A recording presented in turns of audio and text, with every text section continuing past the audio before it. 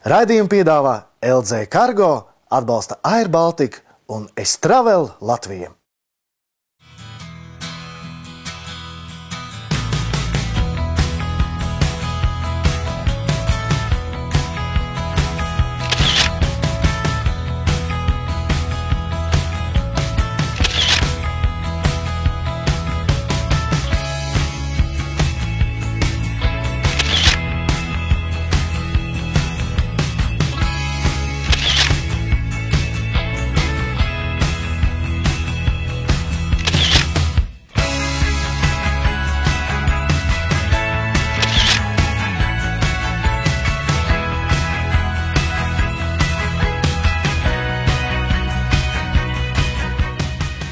Esiet sveicināti raidījumā no 57. paralēles. Mūsu ceļojums pa Baltkrieviju turpinās. Un šodien dosimies meklēt Baltkrievijas apslēptos dārgumus.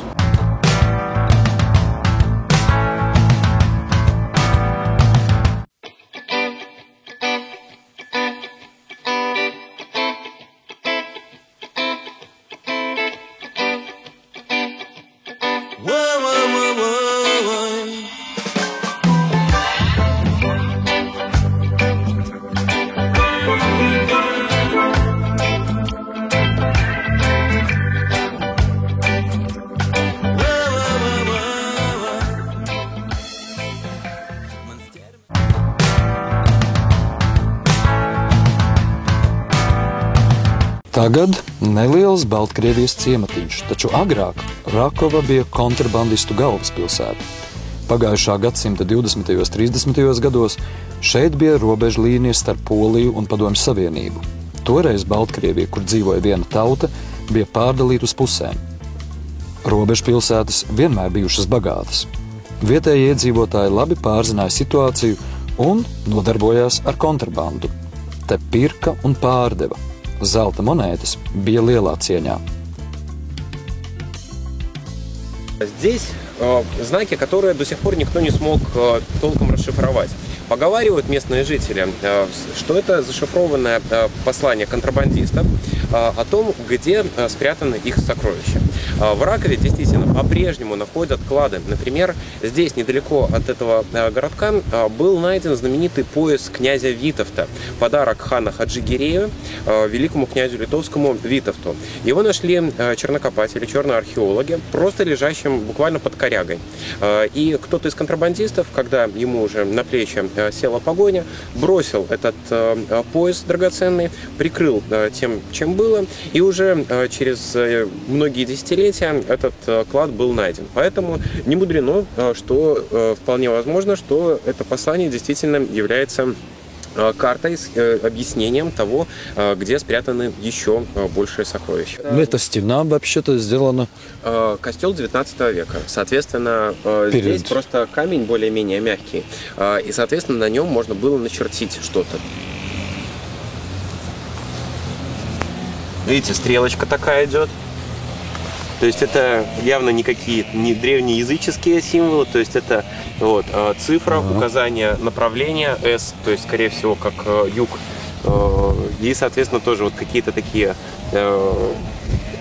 символы, именно понятные человеку, который посвящен. То есть у всех у контрабандистов у них был свой жаргон, который был именно понятен только им, своего рода арго, непонятный никому, кроме посвященных. То есть, скорее всего, именно это наследие контрабандистских времен 30-х годов. Да, ну 20-е, 30-е годы, это же это одно поколение назад, это только что. Угу. Здесь это все очень хорошо людьми помнится.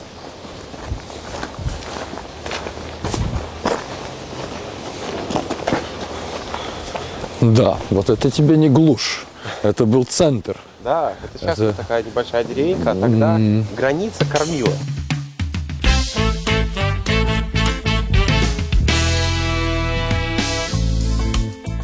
Rakovā atradās spēļu nami, kazino, izklaižu nami, kur varēja atbrīvoties no liekas naudas, kas pēkšņi parādījusies. Vietējie iedzīvotāji bija bagāti ļaudis, un tādi ir vēl joprojām. Здесь, например, у одного моего товарища бочки от пива английского как раз этого периода до сих пор сохранились. Соответственно, можно понять, что в местных питейных заведениях было не только пиво местного производства, но еще и импортное из далекой Англии. В этих старых хатах, когда делали ремонт, находили часто, когда меняли подоконник, находили царские червонцы, то есть золотые монеты этого времени и 20-х, 30-х. Ну, то есть, естественно, монеты дореволюционные, но прятали их именно в 30-е годы, когда уже шло присоединение к Советскому Союзу, и люди просто свои накопленные сокровища старались понадежнее запрятать. В Беларуси, в принципе, огромное количество кладов находят разного времени, потому что постоянно перед каким-то военным конфликтом все старались все нажитое понадежнее спрятать. Ну а потом чаще всего находить это было уже некому. Либо просто забывали, не могли сами откопать закопанное. И вот Раков является такой точкой, где наибольшее количество найденных кладов, поскольку их прятали практически недавно, то есть 30-е годы 20-го столетия. И бывали и курьезные вещи. Например, ходит здесь рассказ о том, как одна из крыниц, источников, стала сладкой. То есть вода в этом источнике стала сладкой. Ну и, естественно, поползли слухи, что это чудо, что источник обладает чудодейственными свойствами. И чуть позже нашли просто мешки с сахаром 30-х годов, которые были спрятаны рядом. Мешки прохудились, сахар начал попадать в почву и, соответственно, подслащивать воду. Это тоже была точка, где контрабандисты прятали свой товар.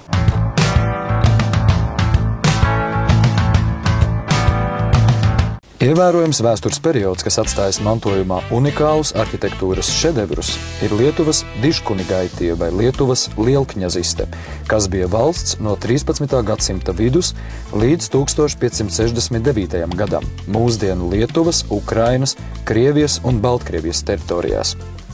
150 km attālumā no Minskas, Baltkrievijas rietumdaļā, atrodas vairākas senās Lietuvas pilsētas, tai skaitā Nesviža un Mira.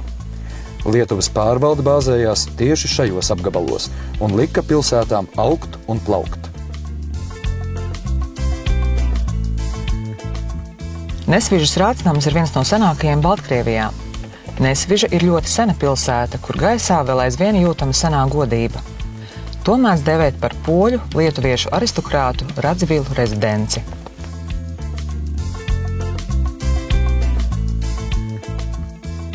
1533. gadā Nesviža pāriet Radzivilu dinastijas rokās, kļūstot par dzimtas galveno rezidenci.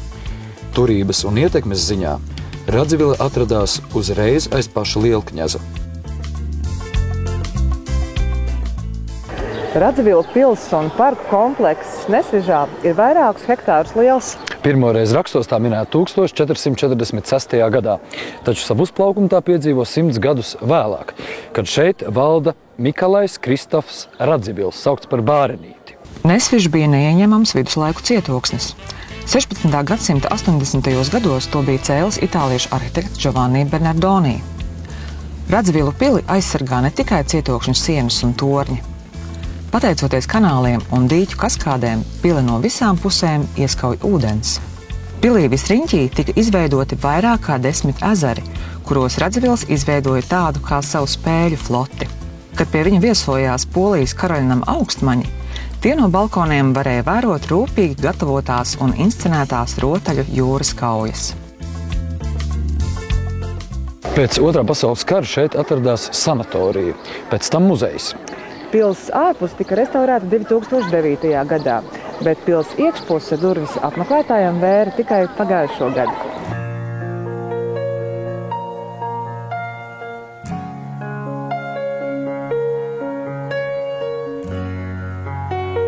Nesvižas pilī atradās 365 istabas, tikpat, cik dienu gadā.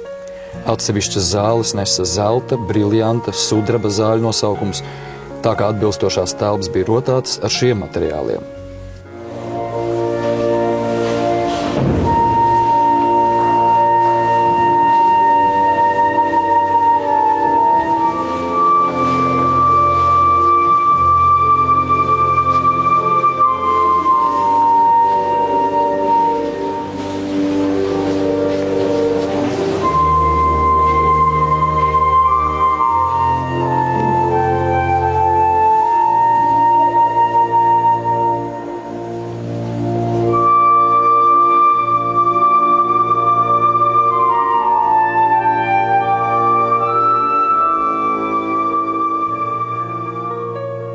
Radzivili bija dažādu izklaižu cienītāji. Galma ļaudis tostarp spēlēja arī teātri. Un šādi mehānismi bija nepieciešami, lai skatītāji redzētu un dzirdētu bangojošu jūru, vēja šalkas un vētru.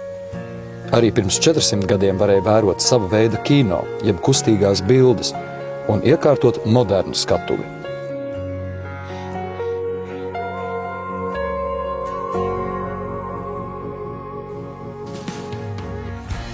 Mēs atrodamies ieroču zālē.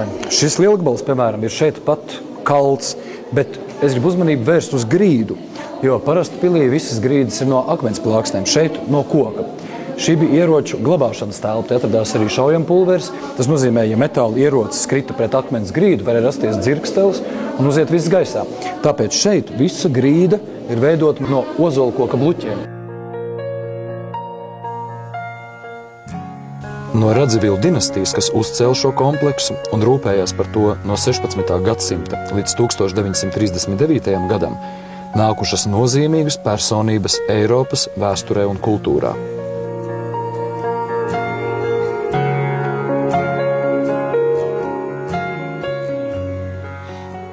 Šī no iekšpuses tik maigā un ārkārtīgi graznā pils, no ārpuses patiesībā ir gluži vai cietoksnis.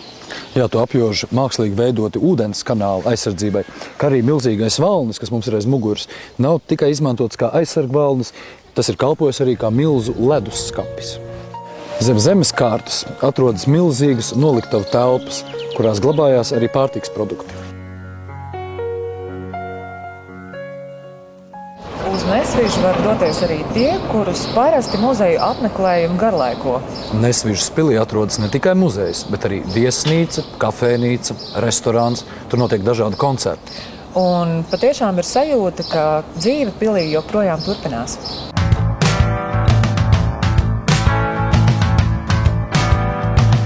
Bernardoni bija parūpējies arī par neskaitāmām pazemes ejām un slēptuvēm. No pils laukā veda pazemes ejas, un pēc nostāstiem viena no tām savienoja pili ar Nesvižas jezuītu klosteri, kurā adusējās Radzivilu mirstīgās atliekas. Šo baznīcu kņazs Nikolais Radzivils ir cēlis vienlaicīgi ar savas dzimtes varano pili. Un šajā namā ir apglabāti daudzi Radzivilu dzimtes pēcnācēji. Šeit ir apskatāmi oriģinālie, vēl 18. gadsimtā tapušie Radzivila mākslinieku Geskie tēva un dēla griestu glaznojumi.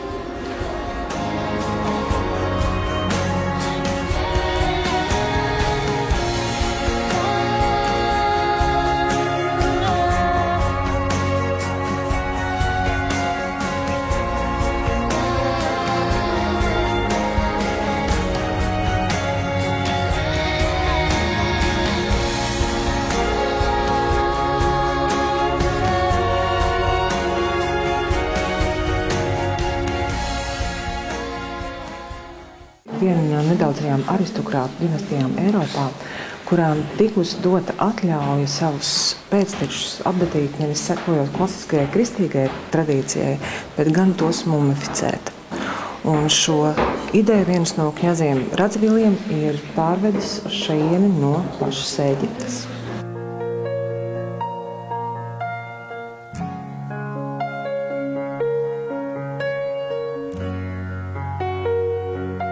Radzivilu dzimta dzīvo joprojām, un šeit ir atvestas mirstīgās atliekas. Pat labāk pēdējiem no Radzivilas dzimtas mēs varam redzēt, ka 99. gadā viņš ir apglabāts šeit. Viņš ir atvests no Londonas. Savukārt viņa pēcteči joprojām turpina meklēt pasaulē izkaisītās bagātības, kas agrāk viņiem piederējušas, izpērk dažādās izsolēs un pēc tam kā dāvinājumu nodot atpakaļ šeit pilī. Lai arī Radzivilu dzimta bija ļoti turīga, toreiz bērnu mirstība bija ļoti izplatīta.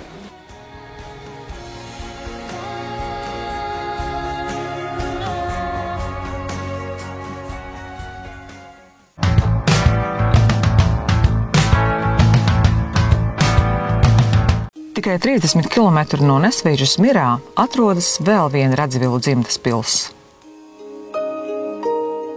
Rakstītos avotos mira pirmoreiz minēta 1395. gadā.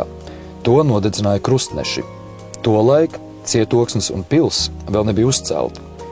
1434. gadā Lietuvas lielkņas Sigismunds Ķēstuta dēls uzdāvināja pilsētu un apkārtni uz mūžīgiem laikiem vienam no saviem galveniekiem. Vēlāk, ejot no rokas rokā, mira nonāk Radzivilu dzimtas īpašumā. Tagad mēs atrodamies pie vēl viena Radzivilu dzimtas īpašuma – klasiskas Baltkrievu arhitektūras pērles. Šī pils celta 16. gadsimtā. Tā sākta celt kā baroks stila celtne, bet pabeigta jau renesanses stilā. Un, protams, šī pils arī ir iekļauta UNESCO vēsturiskā mantojuma sarakstā. Neilgu laiku pēc pils pabeigšanas tā bija pamesta gandrīz veselu gadsimtu un piedzīvoja stiprus postījumus Napoleona periodā. Pašlaik pils netiek atjaunota, ievērojot vēsturisko stilu. Tāpēc mūsu uzmanība tiek veltīta pils ārpusē. Стены, вот галереи по большей части были разрушены. То есть вот видно, где старый кирпич, а где уже новый кирпич, и просто бреши были заделаны. Но башни остались тогда? Башни, да, башни на редкость прочные. Просто их настолько построили крепко. В одной из башен в войну 12 года сделали пороховой склад. И он таки взорвался. Башня только треснула. То есть это при взрыве порохового склада. Насколько я понимаю, это не просто ворота, это было начало пути. Это, да, начало пути на Вильню, на Вильнюс, на столицу нынешней Литвы, а когда-то столицу Великого княжества Литовского. Это башня, которая называлась Вильнские ворота. То есть здесь, по сути, находился начальный пункт дороги на Вильню. И так по прямой линии? Через сам Мир, через речку Миранку, там вот видите мостик небольшой, и дальше уже на Вильнюс. А самое-самое безопасное место во время любой осады, оно находилось вот непосредственно в случае Мирского замка. Ну, его в средние века, он-то и строился уже, по сути, в новое время, 16 век. То есть таких осад средневековых он не претерпел. По сути, за счет этого остался достаточно целым.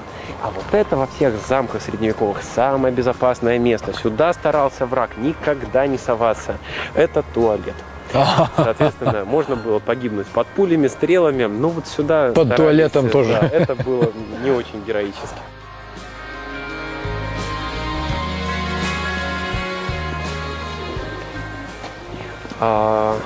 Здесь можно увидеть систему подъема грузов на галереи боевые.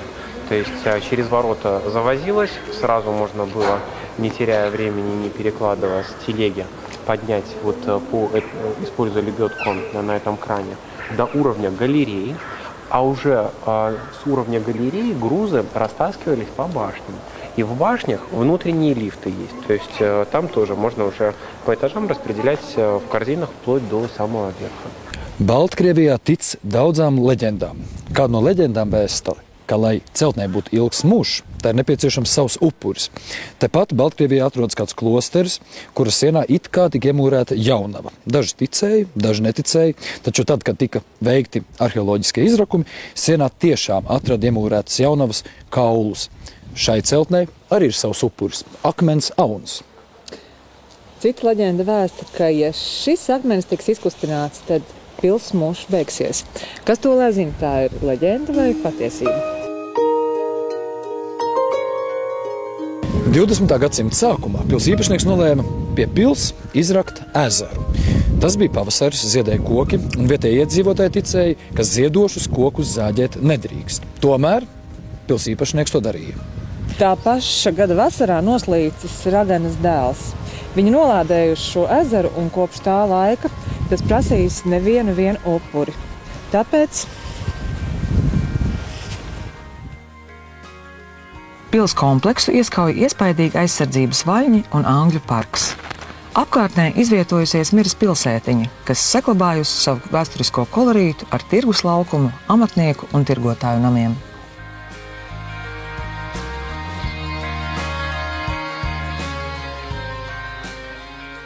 Nostāsti vēsta, ka abas Radzivilu pilis savieno kilometriem garas pazemes ejas. Jā, un Radzivilu dzimtas dārgumi meklējam tieši tur.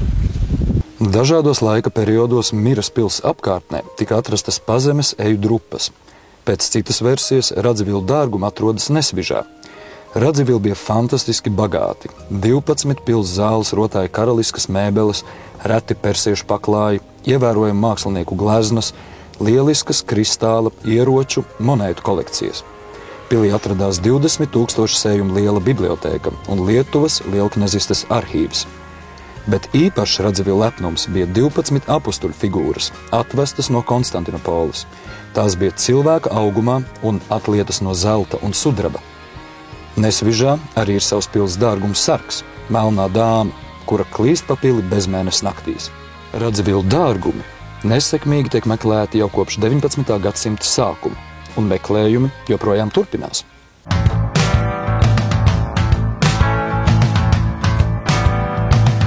Braucot pa Baltkrievijas ceļiem, mēs ļoti bieži redzam krustus ceļmalās vai iebraucot kādos ciemos.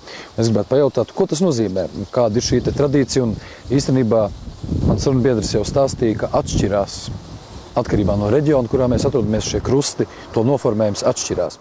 Обычно кресты ставят на въезде в деревню. Это символ того населения, какой конфессии проживает в том или ином населенном пункте. Мы с вами находимся в центральной Беларуси, где, можно сказать, представлены и католики, и православные в одинаковых пропорциях. И поэтому в большинстве селений, это характерно для многих регионов Беларуси, можно увидеть два креста – православный и католический. Но оформление крестов в каждом регионе Беларуси, оно отличается.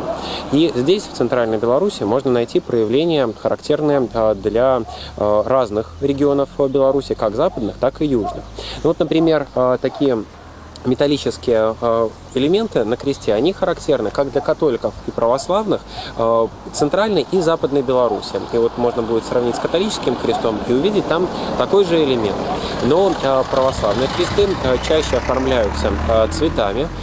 И чем дальше мы будем с вами двигаться на юг, тем больше декоративных элементов мы увидим.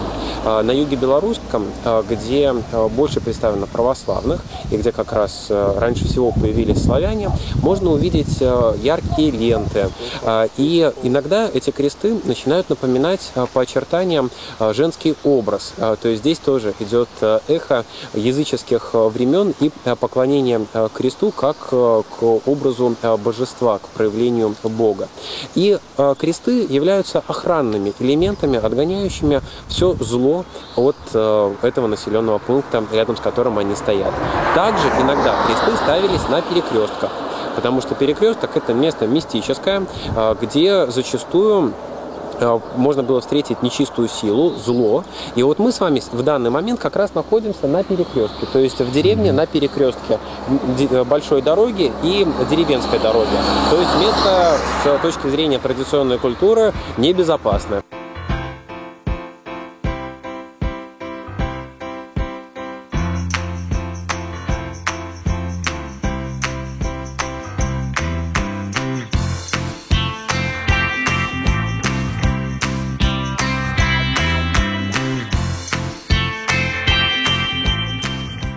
Baltkrievijā ārkārtīgi raksturīgi ir ceļmalās sastopami šādi milzu akmeņi, uz kuriem visbiežāk ir zīmējumi un kāds uzsaukums. Visizplatītākais ir tieši šis – sargiet mežu.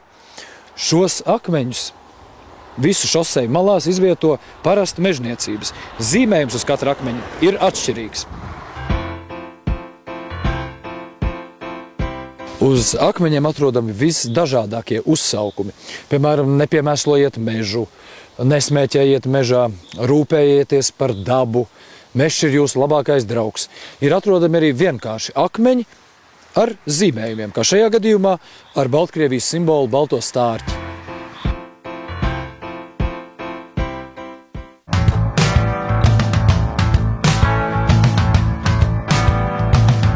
Šoreiz atvadāmies. Uz tikšanos nākamajā raidījumā.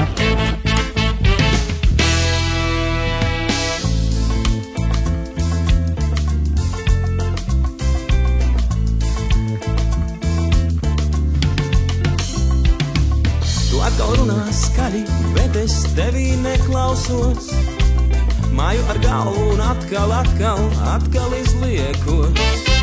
Man liekas, mums ar tevi kaut kas nav kārtībā. Iekliet uz mani tu, bet es pie sevis. Ratatata, ratatata, ratatata, ratatata.